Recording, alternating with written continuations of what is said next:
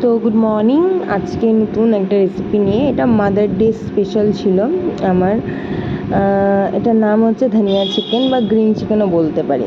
তার জন্য এই ইনগ্রিডিয়েন্টসগুলো লাগবে আমাদের, বেশি কিছু না, খুব কম ধনেপাতা, আদা রসুন লঙ্কা কাজু কিশমিশ, আর হচ্ছে লঙ্কার গুঁড়ো, জিরার গুঁড়ো, ধনিয়া গুঁড়ো আর ধনেপাতা।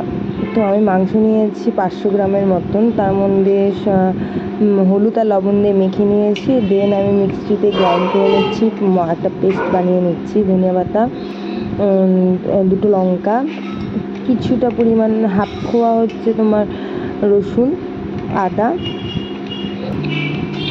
কাজু কিশমিশ একসাথে মিক্স করে নিলাম। তারপর দেখো টক দইটা না একদম বরফের মতন হয়ে গেছে, ভিজে ছিল ওর জন্য বরফ হয়ে গেছিলো। ওটাকে মেখে চটকে চটকে আস্তে আস্তে ভেঙে ধনে পাতা দিয়ে ম্যারিনেট করে রেখে দেবো ফ্রিজে। মিনিমাম 30 মিনিট রাখলে মশলাগুলো ভালো মতো মানে লেগে যাবে। আমি ডিপ ফ্রিজে রেখেছিলাম তাড়াতাড়ি করার জন্য। তো এরপর আমার যেটা ফেভারিট সেটা হচ্ছে দারচিনি, এলাচ, লবঙ্গ ফোড়নের জন্য, তার সাথে একটু চিনি। তো আজকে আমি লোহার কড়াইতে করেছিলাম রান্না, কবে থেকে লোহার কড়াইতে করি না, তো করে ট্রাই করে দেখলাম টেস্টটা ভালোই হয়। কিন্তু একটা স্মেলও বেরোয়, স্মেলটা না আমার খুব ভালো লাগে। তো আস্তে আস্তে আমি সমস্ত চিকেনগুলো দিয়ে দিচ্ছি। আর বিশ্বাস করে যখন দিচ্ছিলাম তখন না স্মেলটা খুব সুন্দর এসেছিলো।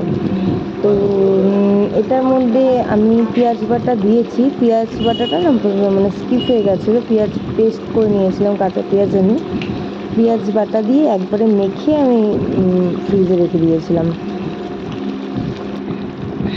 তো দেখো এর উপরে আমরা দিলাম জিরার গুঁড়ো, ধনিয়া গুঁড়ো, লাল মির্চি মশলা, কস্তুরি মেথি দিয়ে মাংসটা নামানোর আগে একটুখানি বাটার দিয়ে নামালাম। উফ, স্মেলটা মাইন্ড এসেছিলাম মাইন্ড। তো কার কীরকম লাগলো বলো আমাকে। আজকের জন্য ধন্যবাদ।